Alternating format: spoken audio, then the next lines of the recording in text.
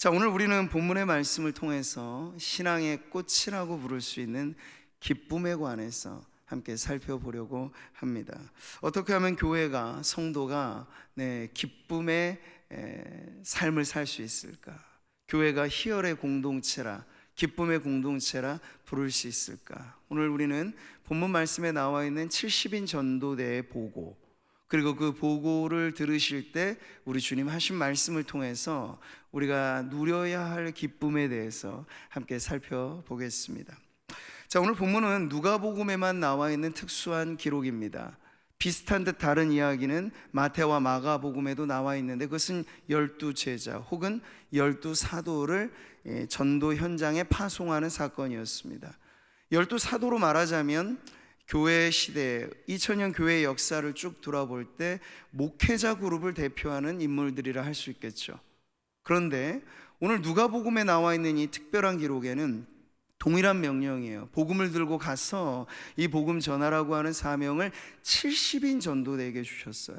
근데 이 70인이 상징하는 수는 바로 온 하나님의 백성들을 대표하는 그러한 수라고 할 수 있겠죠. 여기서 우리는 한 가지 분명한 것을 알게 됩니다. 복음을 전한다는 건 목회자나 선교사들에게만 위임된 특수 사역이 아니고 성도라면 누구나 감당해야 할 가장 기쁜 일인 줄 믿습니다.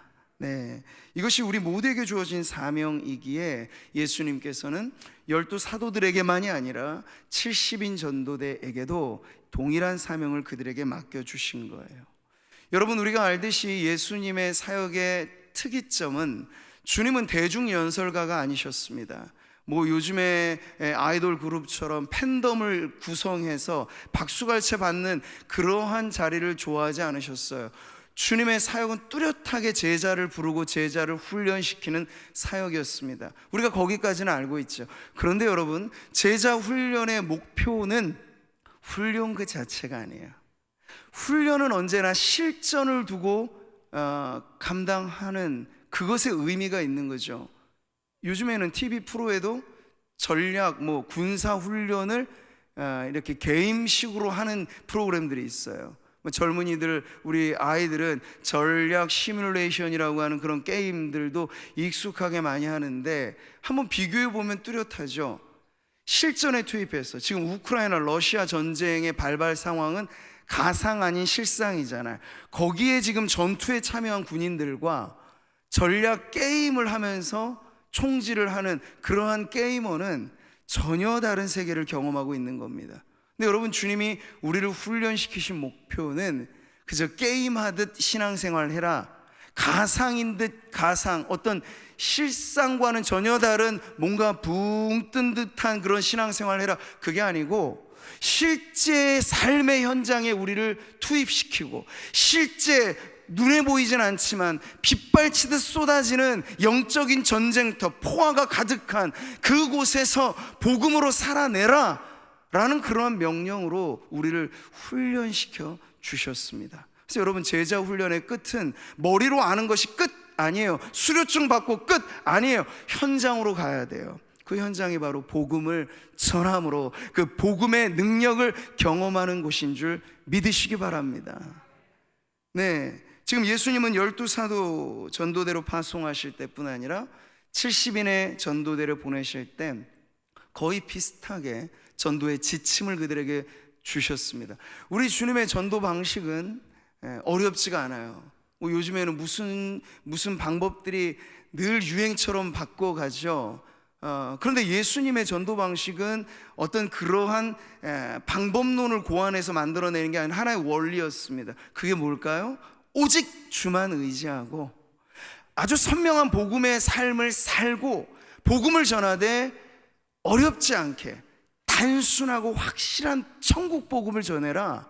이게 주님의 전도 방식이었습니다. 그리고 여러분, 이 어렵지 않은 전도 방식을 가르쳐 주실 뿐만 아니라 그들이 갈 때 말이죠, 손에 뭔가를 쥐어 주셨어요.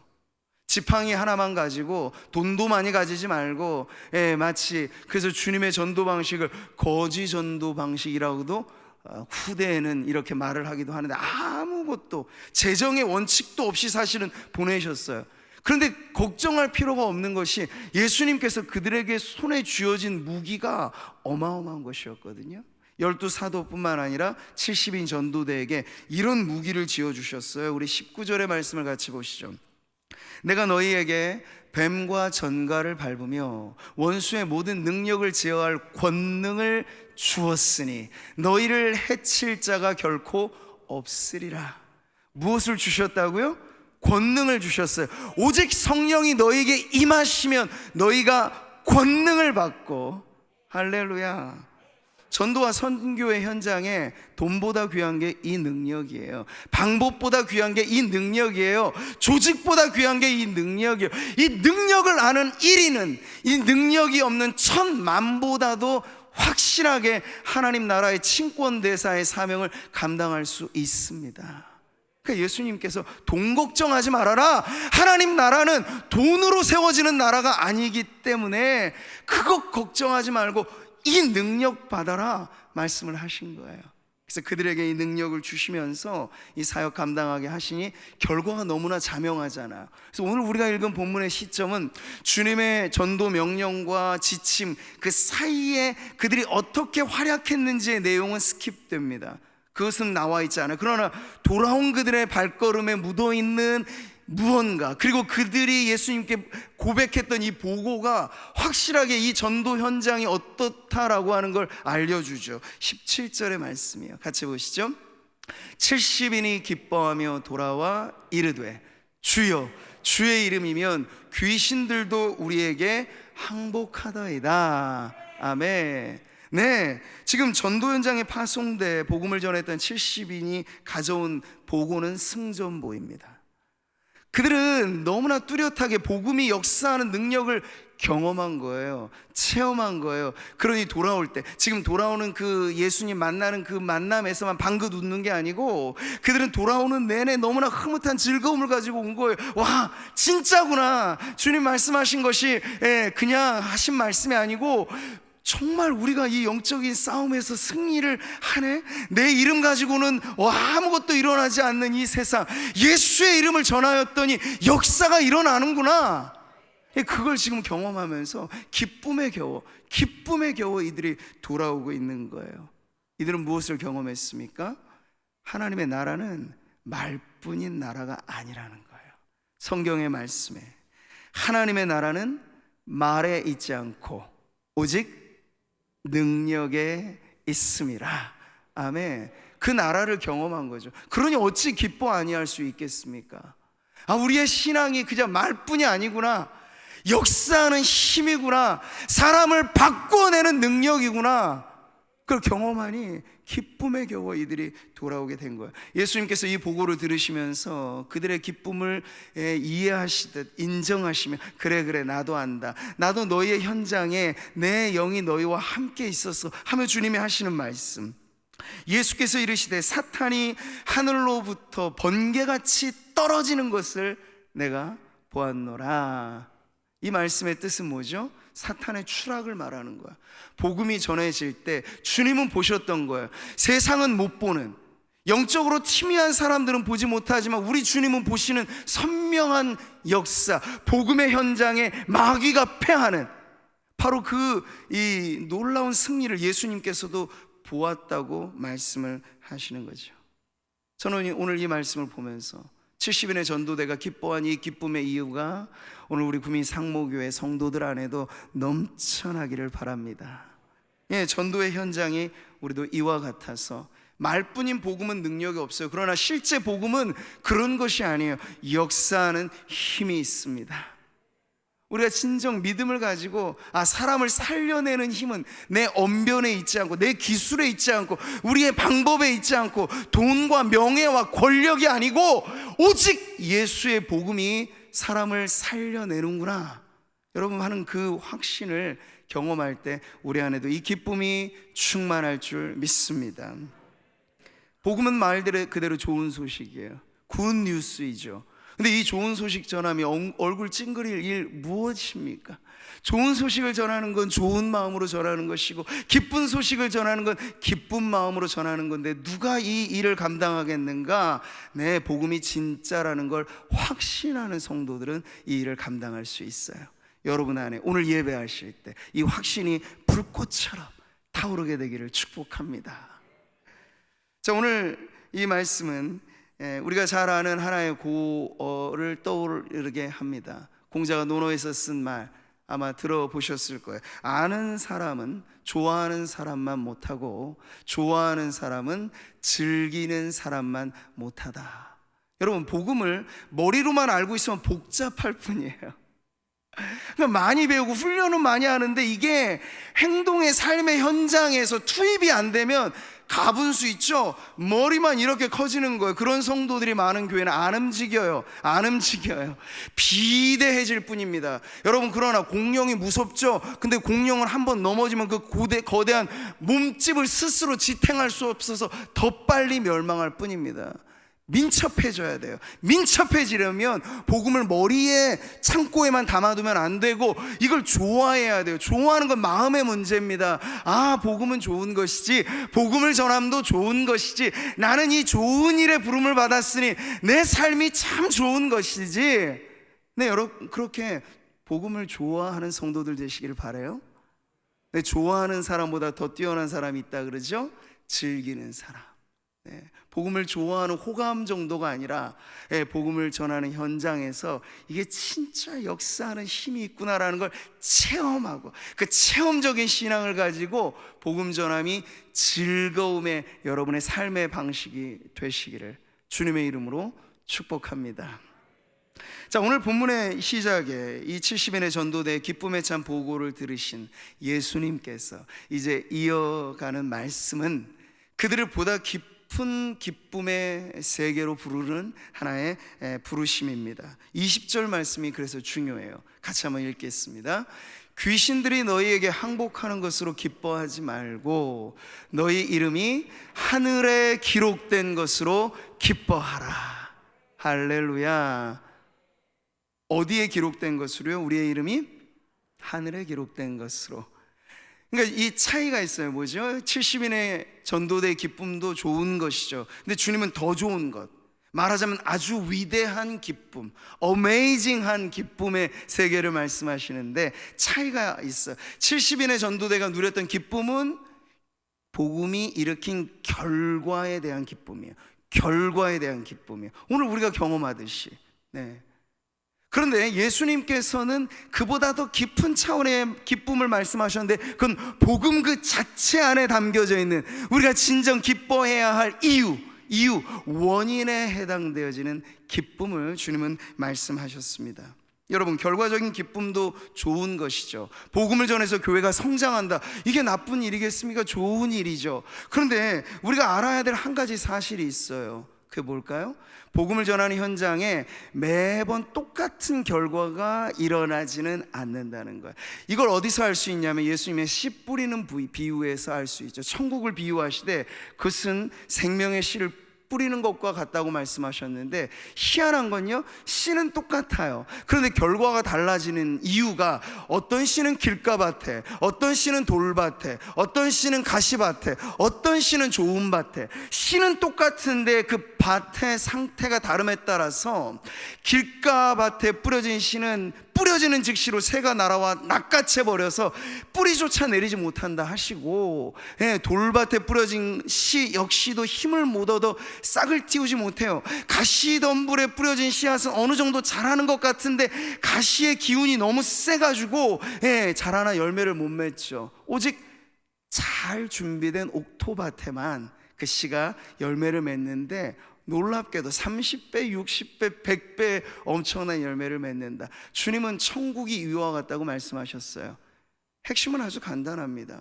복음을 전할 때 결과가 다 똑같지 않다는 거예요. 그러니까 우리가 이 사실을 잘 알아야 복음 전할 때 실망하지 않을 수 있어요. 근데 많은 경우에 사람들은 결과만을 가지고 흥분하기 쉬워요. 그러니 그 결과가 똑같지 않을 때 동일한 전도자인데, 동일한 교회인데, 우리가 작년에 복음 전도의 결과, 올해의 결과가 똑같습니까? 코로나 이전과 코로나 이후가 똑같습니까? 전혀 다르거든요. 근데 그 다름의 차이를 모르고 결과에만 집중하게 되면 좋을 땐 좋죠. 마음이 천국으로 날아오르는 것처럼 기쁘죠. 그런데 복음을 전하고 수고는 했는데, 복음뿐만 아니라 여러분이 교회를 섬기는 일도 마찬가지, 신앙하며 살면서 여러분의 삶의 현장에서 수고하는 모든 노력도 마찬가지야. 하느라고는 하는데 안 하진 않는 거예요. 하느라고는 하는데 결과가 미미해요. 결과가 전혀 보이지 않아요. 그러면 마음은 죽을 맛인 거죠. 결과적인 기쁨은 이러한 한계가 있다는 거예요. 근데 예수님께서는 그 한계를 뛰어넘는 기쁨에 대해서 말씀하시죠. 복음의 씨앗이 뿌려져서 일어나는 결과 이전에 이 복음 그 자체가 얼마나 소중하고 놀라운 것인가를 다시금 이 70인 전도대원들에게 알려주신 것이 오늘 주님의 말씀이에요. 우리가 팔복의 말씀도 쭉 살펴보았을 때 알았던 사실은 뭔가요? 예수 믿음이 늘 존귀, 영광, 성공, 부귀 이런 것만 가져다 주면 할렐루야 얼마나 좋겠습니까만, 때로는 예수 믿음에 뒤따르는 어려움이 있어요. 나로 말미암아 너희를 욕하고 박해하고 거짓으로 너희를 거슬러 모든 악한 말을 할 때, 그런 때가 있다는 거죠.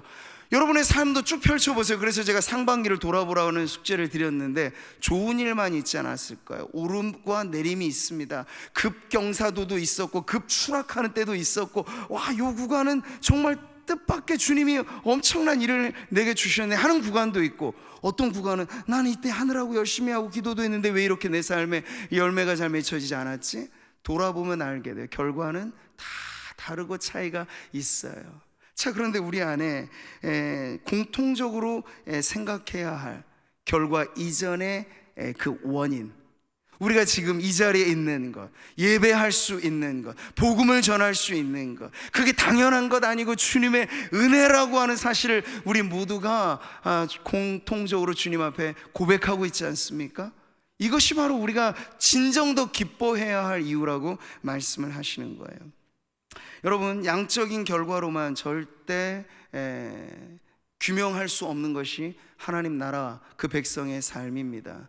오늘날에는요, 우리 교회도 대형 교회이죠. 그러나 이것은 표준이 될 수는 없어요. 80~90%의 더 많은 교회들은 소형, 중형, 이제 막 개척한 교회.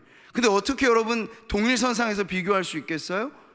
재정에 문제가 없고 시스템이 갖춰져 있고 노하우가 있고 많은 사람들의 자원이 있는 교회가 하는 전도와 한두 명 모여서 될지 말지 어렵게 이 시작된 개척교회가 양적인 면에서 어떻게 똑같은 결과를 낼 수 있겠어요? 5달란트가 다른 거고 2달란트가 다른 거고 1달란트가 다른 거죠. 그런데 1달란트 받은 사람이 1달란트 열매 맺음에 감사하기보다 왜 나에겐 5달란트 안 줬냐고, 왜 나는 5달란트 못 거뒀냐고 하면 기쁨이 생기겠냐고요. 마음의 슬픔과 괴로움과 고통밖에 없는 거죠. 근데 돌아보면 그러지 않으셔야 되는데, 받은 은혜는 그 자체로서 족한 은혜인데 왜 나를 다른 사람과 비교하고 왜 우리 교회를 다른 교회와 비교하고 해서 기쁨을 빼앗기느냐. 오늘 주님의 가르침에는 아주 분명한 빼앗겨서는 안 될 기쁨의 이유가 있는 거예요. 그 복음 그 자체가 여러분 우리의 기쁨의 이유가 된다는 것이죠. 선교의 현장도 마찬가지예요. 여러분, 이슬람권에서 선교하는 분들 우리가 알잖아요. 10년 20년 죽어라 일을 해도 한 명의 개신자 얻기가 어려워요. 그런데 선교 현장이 비교적 사역하기가 쉬워서 고국에서 보내주는 이 물량적인 거 받아서 교회 개척하기가 쉽고, 많은 사람들 먹이고 입히면서 사역의 결과들을 그렇게 왕왕 일으킬 수 있는 선교 사역지와 저 공산권 이슬람권에서 사역하는 선교가 어떻게 동일한 결과로 측정할 수 있겠습니까? 달라요. 근데 사람들은 그걸 잘 모르죠. 그런데 여러분 잊지 마십시오. 우리 하나님은 다 아세요. 우리가 맺어준 결과가 1달란트냐 2달란트냐 5달란트냐의 차이는 중요하지 않아요. 그 주님 보시기엔 다 작은 것들입니다. 그러나 이 결과를 통해서 누가 기뻐하느냐, 누가 더 감사하느냐, 우리 주님은 그것을 눈여겨 보시는 거예요. 자, 그러니 오늘 주님의 가르침에 귀 기울이십시오. 결과적인 기쁨도 좋은 것이지만 우리가 놓쳐서는 안 될 더 좋은 기쁨은 바로 여러분 안에 이미 천국의 씨앗이, 복음이 여러분 안에 심겨져서 오늘 이렇게 예배할 수 있다는 것, 오늘 이렇게 주님의 말씀에 귀 기울일 수 있다는 것, 오늘 이렇게 성도들이 함께 모여 교제할 수 있다는 것, 이 천국의 잔치에 우리가 매일같이 초대받아 살고 있다는 것, 다름 아닌 예수 그리스도가 내 마음에 오셔서 나의 구주가 되셨다는 것, 내가 살아도 주를 위하여 살고 죽어도 난 걱정할 것 없어요. 왜? 그 죽음의 자리에도 주님이 나를 지켜주실 테니까. 예수 믿음이야말로 우리가 결단코 빼앗겨서는 안 될 기쁨의 원천인 줄 믿습니다. 결과로는 다 달라요. 우리가 8주간의 이 사랑 나눔 축제를 했을 때 어떤 분들은 많이 작정도 하시고 어떤 분들은 많이 데려도 오셨어요. 그러나 더 중요한 것은 우리가 이 기간들을 통해서 정말 천국 복음이 얼마나 소중하다는 걸 다시 한번 깨닫고 기쁨으로 이 일에 내가 교회적으로 공동체적으로 함께 한다는 것에 감사함을 갖고 여러분 주님 앞에 기뻐하시는 성도님들 되시기를 바랍니다. 우리는 복음으로 맺은 열매에 감사해야 하지만 하나의 우를 늘 조심해야 됩니다. 그것은 바로 성공주의고 그것은 바로 결과주의죠.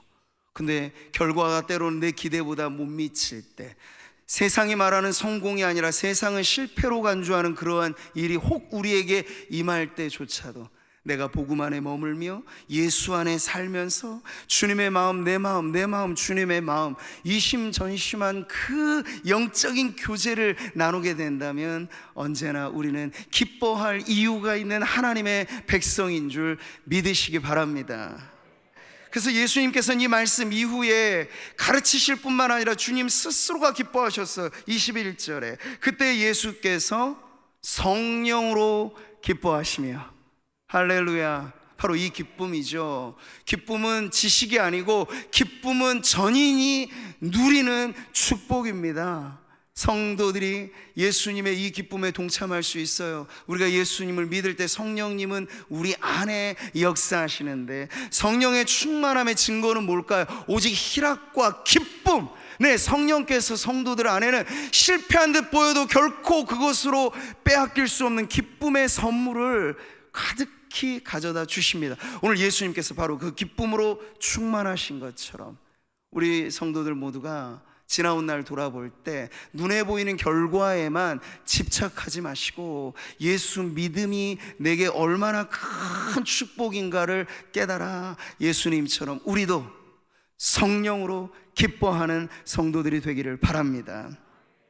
주께서 내 마음에 두신 기쁨은 그들의 곡식과 새 포도주가 풍성할 때보다 더하니이다. 더한 기쁨이죠. 세상이 누리는 기쁨, 말초적이고 찰나적인 기쁨, 그러나 주님이 우리에게 약속하시고 누리게 하신 기쁨은 영원한 기쁨인 줄 믿으십시오.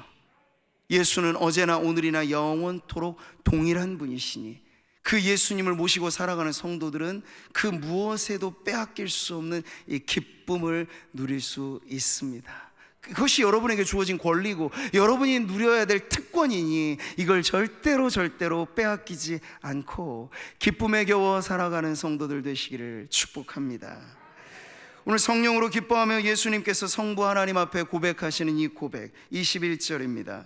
천지의 주제이신 아버지여, 이것을 지혜롭고 슬기 있는 자들에게는 숨기시고 어린 아이들에게는 나타내심을 감사하나이다.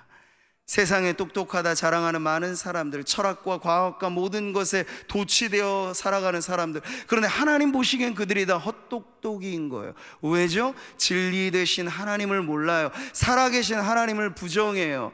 제가 3주간의 미주 일정을 가서 보니 지금도 초인류 국가라고 자부심 갖는 나라가 미국 아닙니까? 그 미국의 심장부가 뉴욕이고요. 그런데 제가 깜짝 놀랐어요. 우리들에게 있어서 하나님의 아름다운 언약의 상징 중 하나가 무지개거든요. 레인보우. 그런데 미국이라고 하는 나라는 전혀 다르게 이 레인보우를 사용하고 있더군요. 6월 한 달이 그들에게 있어서 매우 중요한 이 캠페인이며 축제의 날인데 다름 아닌 동성애 축제예요.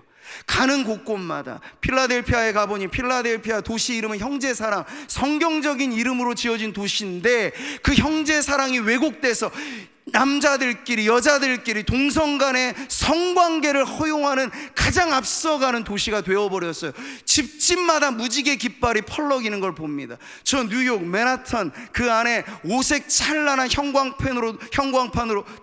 전광판으로 도배되어져 있는 타임스퀘어. 그런데 여러분, 어디에 무엇을 가보든지 그 동성애를 찬양하는 광고판들이 시장의 이름으로 붙여져 있어요. 뿐만 아니라 곳곳에서 이게 무슨 냄새지 싶어서 놀라서 돌아보면 버젓이 길거리를 걸어다니면서 그냥 담배가 아니라 마리화나를, 마약류 담배를 핍니다. 이게 합법화된 나라가 미국이에요. 여러분, 그러니 지금도 많은 나라들은 어떻게 하면 미국처럼 잘 살지? 어떻게 하면 미국처럼 될까? 물론 본받아야 될 것 많이 있어요. 훌륭한 문화 있어요. 에티켓 좋은 것 받아야 돼요. 그런데 신앙으로 무너져가는 그 모습마저도 우리가 부러워하면 안 됩니다. 절대로 안 됩니다. 그건 망하는 길입니다. 복음으로 세워진 나라가 복음을 지키지 못하고 복음의 기쁨을 잃어버리고 세상의 쾌락에 도취되면 하나님은 언제나 촛대를 옮기시는 거예요. 그래서 복음이 우리나라까지 왔고 우리도 주님의 은혜 덕분에 여기까지 왔는데, 경제가 신이 되고 세상 쾌락이 하나님보다 더 중요하게 되어져 버리면 오늘날 교회가 늘 싸워야 할 적은 밖에 있지 않고 교회 안에 이미 들어와 있는 적, 세속화라고 하는 적. 교회도 세상과 너무나 닮아가서 세상 기쁨, 나의 기쁨, 주님께서 주시는 기쁨에 아랑곳 없이 세상의 기쁨을 추구하는 성도들이 많아져 버리면, 여러분, 오늘 주님의 말씀은 쇠기의 경처럼 아무런 의미가 없게 되는 거죠. 그러니 여러분, 오늘 마지막 결론의 자리에서 우리가 진정 주님의 말씀에 귀를 세우고 놓쳐서는 안 될 이 기쁨을 여러분 꽉 붙잡으시기를 바랍니다. 그게 믿음이에요. 그게 믿음이에요. 내 눈에 아무 증거 보이지 않아도 믿음만을 가지고 늘 걸으며, 그게 뭡니까? 이 마음에 의심 없이 살아갈 때 우리 소원이 주 안에서 이미 이루어졌고 지금도 이루어지고 앞으로도 이루어질 것입니다. 그 믿음을 가지고 여러분 기뻐하십시오. 이게 교회입니다.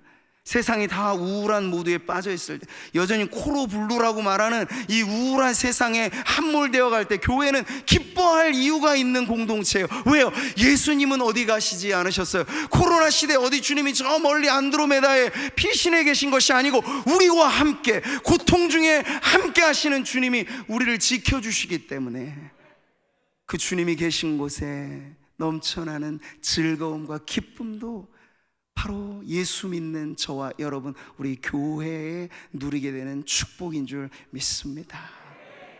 기쁨의 이유가 되시는 예수 그리스도, 우리가 오늘도 주님을 경배하는 이 자리에서 지나온 날 돌아보고 앞으로 살아갈 날 돌아볼 때 성도의 삶에 가장 뚜렷하게 피워져야 될 꽃이 기쁨의 꽃이라고 하는 걸 기억하시기 바랍니다. 이건 여러분의 기질의 문제와 상관없어요. 기질에는 다혈질, 우울질, 점액질, 담즙질 여러 가지 차이가 있겠죠. 이건 여러분의 성격의 문제도 아니에요.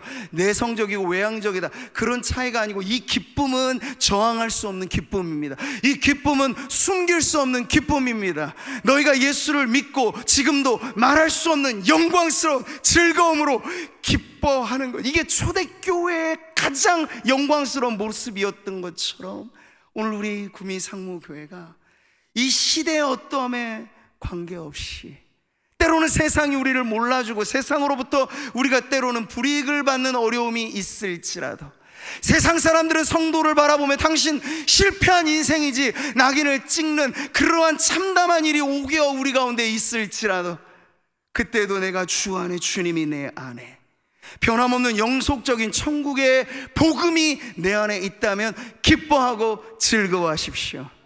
이것이 주님이 우리를 부르신 가장 행복한 삶인 줄 믿고 오늘도 또 앞으로도 그 기쁨의 삶으로 나아가는 우리 모든 성도님들 되시기를 주님의 이름으로 축복합니다.